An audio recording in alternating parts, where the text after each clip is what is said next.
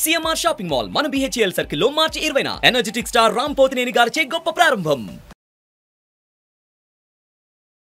నమస్తే, welcome to Suman TV. నేను విష్ణు. ప్రస్తుతంతో పాటు మార్కెట్ అనలిస్ట్ రేవంత్ చలమల ఉన్నారు, వారితో మాట్లాడదాం. సార్ నమస్తే. సార్ నమస్తే అండి. ఏంటి రేవంత్, ఈ మధ్య మార్కెట్ వర్గాల్లో ఈ బాండ్స్ గురించిన డిస్కషన్ బాగా ఎక్కువ వస్తుంది. అండ్ సెబీ కూడా బాండ్స్కి సంబంధించి కొన్ని మార్గదర్శకాలను కూడా ఇవ్వడం జరిగింది. అండ్ మన పోర్ట్ఫోలియోలో ఈ బాండ్స్కి ఎంత స్పేస్ ఇవ్వాలి అంటారు అసలు? సార్, బాండ్స్ అనేవి ఎప్పుడు కూడా ప్రతి పోర్ట్ఫోలియోలో పార్ట్ అయి ఉండాలి అని చెప్పి మనం బిగినింగ్ నుంచి చెప్తున్నాం. సో బేసిక్గా నేను చాలామందితోటి ఇంటరాక్ట్ అయినప్పుడు నేను వాళ్ళ మ్యూచువల్ ఫండ్ పోర్ట్ఫోలియోస్లో బాండ్స్ కూడా మెయింటైన్ చేయాలి అని చెప్పినప్పుడు దాని నుంచి వచ్చే రిటర్న్స్ గట్టిగా ఎంత ఉంటాయండి? 7 to 9%, అంతకు మించి రావు. సో నేను దానికోసం బాండ్స్లో ఎందుకు పెట్టుబడి పెట్టాలి అని చెప్పేసి చాలామంది ఆర్గ్యూ చేస్తూ ఉండేవాళ్ళు.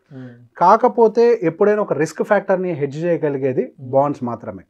ఈక్విటీ మార్కెట్స్ అనేవి స్టేబుల్గా ఉండవు, పైకి వెళ్తూ ఉంటాయి, కిందకు వస్తూ ఉంటుంది. ఈక్విటీ మార్కెట్స్లో కొంత రిస్క్ అనేది ఎప్పుడూ ఉంటూ ఉంటుంది. అండ్ బాండ్ మార్కెట్కి వచ్చేసరికి మనకి రిస్క్ రేషియో అనేది చాలా తక్కువగా ఉంటుంది. కొన్ని బాండ్స్కి అయితే అసలు రిస్క్ అనేది జీరోగా ఉంటుంది. అన్ని బాండ్స్కి జీరో అని కాదు, కొన్ని బాండ్స్కి జీరోగా ఉంటుంది. సో బేసిక్గా మన ఈ బాండ్స్ అనేవి కనుక పోర్ట్ఫోలియోలో అంటే మనం దాని ఎలోకేషన్ కనుక జరుపుకుంటే ప్రాపర్గా ఎప్పుడైనా మార్కెట్ డిప్ అయినప్పుడు మనకు అవి opportunity of buying new stocks కింద కూడా పనిచేస్తూ ఉంటాయి. సో బేసిక్గా నేను చాలా మందితో మాట్లాడుతున్నప్పుడు ఇప్పుడు నా దగ్గర డబ్బులు ఖాళీగా ఉన్నాయి, మార్కెట్ హైలో ఉంది, సో నేను ఎఫ్ఎంసీజీ స్టాక్స్ ఏమైనా కొని పెట్టుకోనా, అవైతే ఎక్కువగా పడవు కదా అని చెప్పి చాలామంది అడుగుతూ ఉంటే పార్కింగ్ ఆఫ్ మనీ కోసం కూడా మీరు బాండ్సే వాడాలి. ఎందుకు అని అంటే మార్కెట్ పడ్డప్పుడు ఆ సెక్టర్ ఈ సెక్టర్ అనేది అంత సంబంధం లేకుండా ఏదైనా పడిపోతూ ఉంటుంది. సో పార్కింగ్ ఆఫ్ మనీ కోసం అంటే ఒక పర్టికులర్ టైం ఫ్రేమ్ కోసం కనుక మీరు ఆపుకున్నట్లయితే బాండ్స్ని యూజ్ చేయొచ్చు అని. సో మన పోర్ట్ఫోలియో అలోకేషన్లో ఎప్పుడు కొంత పోర్షన్ 10, 20 or 30 అనే దాన్ని బేస్ చేసుకొని బాండ్ అలోకేషన్ ఉండాలి. అండ్ పార్క్ చేయాలి అంటే మనీని, దానికోసం కూడా బాండ్స్ని యూజ్ చేసుకోవచ్చు. కొంతమందికి దగ్గర ఏంటి, డబ్బులు ఒక 50 లక్షలు ఎంతో ఉంటాయి, వాళ్ళు ఇల్లు కొందామని డబ్బులు పెట్టుకుంటారు. ఆ డబ్బుల్ని వాళ్ళు ఎక్కడ పెట్టుకోవాలన్న దాంట్లో కూడా కొంతమంది కన్ఫ్యూజన్లో ఉంటూ ఉంటారు. ఎఫ్డీలో పెట్టుకుంటేనేమో దాని మధ్యలో బ్రేక్ చేస్తే ఛార్జెస్ ఎక్కువ పడుతూ ఉంటాయి. సో దానికోసం కూడా ఓవర్ నైట్ బాండ్స్ కూడా ఉంటాయి. అంటే మనకి నైట్ టు నైట్ బేసిస్ మీద మనకి ఇంట్రెస్ట్ క్యాలిక్యులేట్ చేసేసి ఎన్ని రోజులు ఉంచుకుంటే అన్ని రోజులకి ఇంట్రెస్ట్ పే చేస్తూ ఉంటారు. సో బేసిక్గా ప్రతి పర్పస్ని ఫుల్ఫిల్ చేయడానికి మనం బాండ్స్ వాడుకుంటూ ఉంటాం. సో పర్టికులర్గా మన పోర్ట్ఫోలియోలో ఎంత ఉండాలి అని అంటే అది చాలామంది సింపుల్గా చెప్పేది ఏజ్ రేషియో. ఇప్పుడు ఫర్ ఎగ్జాంపుల్ మనకి యావరేజ్గా 100 years ఏజ్ అని మనం ఒక క్యాలిక్యులేషన్లో ఉంచుకున్నాం అనుకోండి. ఇప్పుడు 25 సంవత్సరాల వయసు నుంచి ఈక్విటీస్లో మీరు ఇన్వెస్ట్ చేయడం మొదలుపెట్టారు. సో మీ వయసు 25 కాబట్టి మీ బాండ్స్ అనేవి ఖచ్చితంగా 25% అలోకేషన్ ఉండాలి. అదే మీ వయసు 40 అయినట్లయితే మీ బాండ్ అలోకేషన్ 40 ఉండాలి. మీ ఏజ్ 60 అయినట్లయితే మీ బాండ్ అలోకేషన్ 60%గా ఉండాలి అని. సో ఇది ఏం చేస్తుంది అని అంటే మీకు ఏజ్ ఎక్కువగా ఉన్నప్పుడు బాండ్ రేషియో తక్కువగా పెట్టుకుంటే మీకు గ్రోత్ ప్రాబబిలిటీని పెంచుతుంది. ఎందుకనంటే మనకి ఈక్విటీ మార్కెట్స్ గ్రో అవ్వడానికి అక్కడ చాలా టైం ఫ్రేమ్ ఉంది కాబట్టి బాండ్ అలోకేషన్ తక్కువగా పెట్టుకుంటాం. అదే మీ ఏజ్ పెరిగే కొద్దీ, మీకు 60 సంవత్సరాలకు వచ్చే కొద్దీ మీ రిస్క్ ఫ్యాక్టర్ పెరిగిపోతుంది, మీ వయసు ఇంకెక్కువగా లేదు. సో మీరు ఆ టైంలో కూడా ఈక్విటీ ఎక్స్పోజర్ కనుక ఎక్కువగా పెట్టుకున్నట్లయితే మీరు దాన్ని తట్టుకునే స్థితిలో ఉండరు. సో అక్కడికి వెళ్ళేసరికి మీ ఏజ్ రేషియోని బేస్ చేసుకొని 60% ఆఫ్ యువర్ పోర్ట్ఫోలియో బాండ్స్లో పెట్టాలని చెప్తూ ఉంటారు. సో బేసిక్గా మనం బాండ్స్లో కనుక ఎలోకేషన్ ఇప్పటికప్పుడు చేసుకుంటూ వెళ్తూ ఉంటే మనకి మార్కెట్ డిప్స్ అయినప్పుడు, ఫర్ ఎగ్జాంపుల్ ఇప్పుడు మార్కెట్ ఎక్కడో ఆల్ టైమ్ హైలో ఉంది, అది కనుక ఒక 10%, 15%, 20% పడ్డదనుకోండి, మీరు ఆ టైంలో ఏదైనా ఫ్రెష్ ఎంట్రీస్ తీసుకోవాలన్నా కానీ మీ దగ్గర లిక్విడ్ క్యాష్ ఉండదు, కానీ మీ దగ్గర బాండ్స్లో డబ్బులు ఉంటాయి.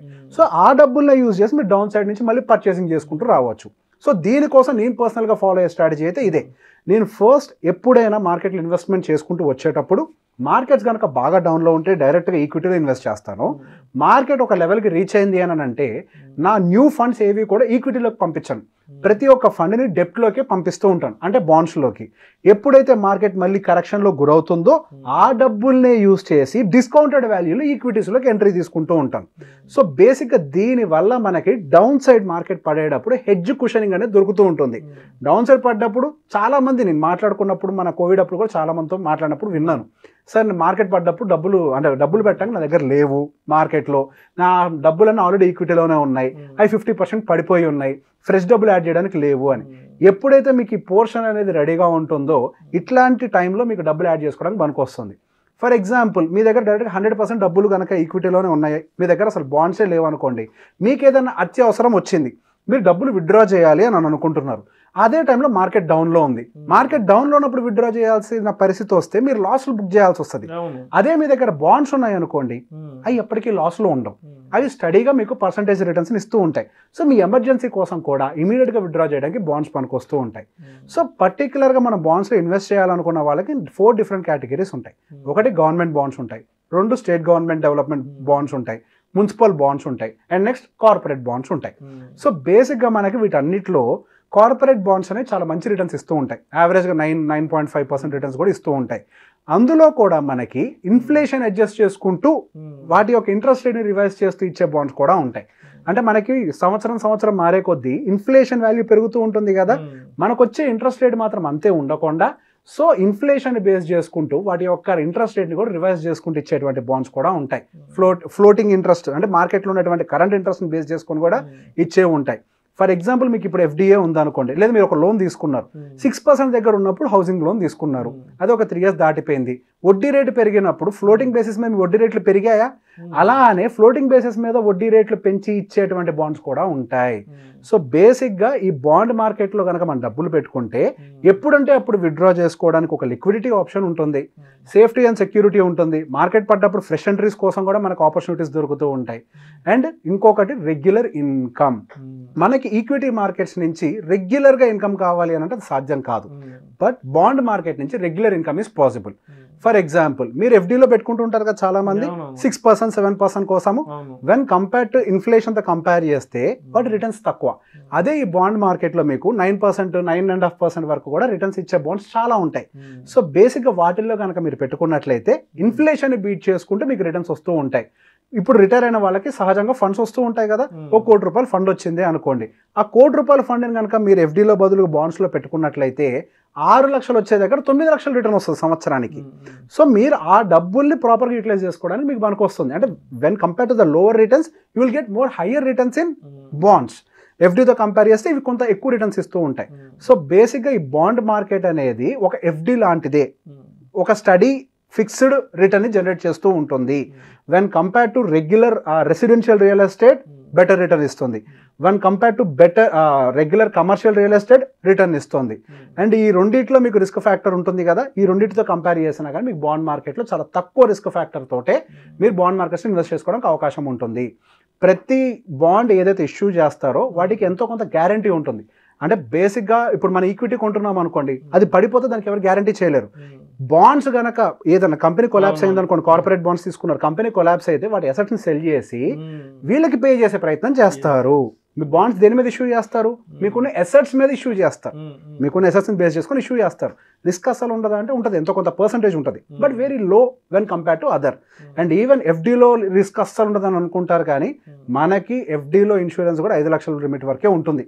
అబౌవ్ దట్ మనం కూడా ఇన్సూర్డ్ కాదు. సో ఏదైనా బ్యాంకుకి జరిగితే ఎక్కడైనా ఆ ప్రాబ్లం అనేది మనకు ఉంటుంది. So risk is everywhere. కొంత రిస్క్ కొంచెం పెంచుకోగలిగితే 9.5% రిటర్న్ తోటి బాండ్స్లో మనం పెట్టుకోవచ్చు. అండ్ రెండో అంశం ఏంటి అని అంటే ఈ మధ్య సెబీ కూడా మీరు అన్నట్టుగా లిక్విడిటీ ఇష్యూస్ కన్సర్న్స్ రాకూడదు. ఎప్పుడైనా మార్కెట్ సడన్గా కొలాప్స్ అయితే మనకి రీటైల్ ఇన్వెస్టర్స్ యొక్క డబ్బులు ఎక్కువగా వస్తున్నాయి. సో ఒకేసారి మార్కెట్ కొలాప్స్ అయినప్పుడు వెంటనే విత్డ్రా చేయడానికి ట్రై చేస్తారు రీటైలర్స్. అట్లాంటప్పుడు లిక్విడిటీ దొరకదు ఈక్విటీ మార్కెట్లో. మీరు డబ్బులు ఎలా బ్యాక్ పే చేస్తారన్న కన్సర్న్ కూడా రేజ్ అయినప్పుడు ఈ లిక్విడిటీ ఉండేటువంటి బాండ్స్ మీద కూడా ఫోకస్ పెట్టాలి అనే విధంగా అడ్వైజర్స్ కూడా చేస్తోంది.